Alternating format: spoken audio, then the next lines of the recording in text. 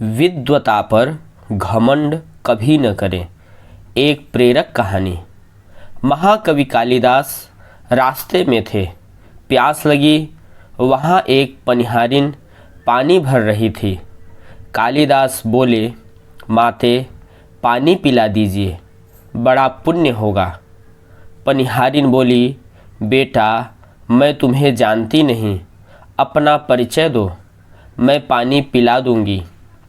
कालिदास ने कहा, मैं मेहमान हूँ, कृपया पानी पिला दे। पनिहारिन बोली, तुम मेहमान कैसे हो सकते हो? संसार में दो ही मेहमान हैं, पहला धन और दूसरा यौवन। इन्हें जाने में समय नहीं लगता। सत्य बताओ, कौन हो तुम? तर्क से पराजित कालिदास अवाक रह गए।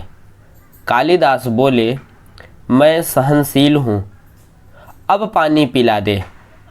पनिहारिन ने कहा, नहीं, सहनशील तो दो ही हैं।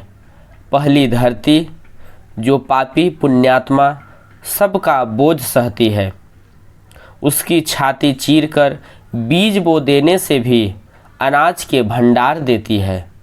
दूसरे पेड़, जिनको पत्थर मारो फिर भी मीठे फल देते हैं। तुम सहनशील नहीं, सच बताओ तुम कौन हो? कालिदास मूर्छा की स्थिति में आ गए और तर्क वितर्क से झल्ला उठे। कालिदास बोले, मैं हठी हूँ। पनिहारिन बोली, फिर असत्य। हठी तो दो ही है, पहला नख और दूसरे केश। कितना भी काटो बार बार निकल आते हैं। सत्य कहे, कौन है आप? कालिदास अपमानित और पराजित हो चुके थे। कालिदास ने कहा, फिर तो मैं मूर्ख ही हूँ। पनिहारिन ने कहा, नहीं, तुम मूर्ख कैसे हो सकते हो? मूर्ख दो ही हैं, पहला राजा जो बिना योग्यता के भी सब पर शासन करता है, और दूसरा दरबारी पंडित जो राजा को प्रसन्न करने के लिए गलत बात पर भी तर्क करके उसको सही सिद्ध करने की चेष्टा करता है। कुछ बोल न सकने की स्थिति में कालिदास वृद्धा पनिहारिन के पैर पर गिर पड़े और पानी की याचना में गिड़गिड़ाने लगे। वृद्धा ने कहा, उठो वत्स।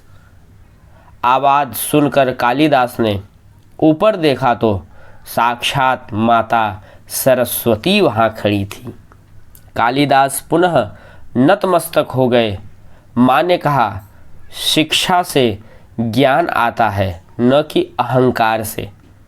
तूने शिक्षा के बल पर प्राप्त मान और प्रतिष्ठा को ही अपनी उपलब्धि मान लिया और अहंकार पर बैठे, इसलिए मुझे तुम्हारे चक्षु खोलने के लिए ये स्वांग करना पड़ा।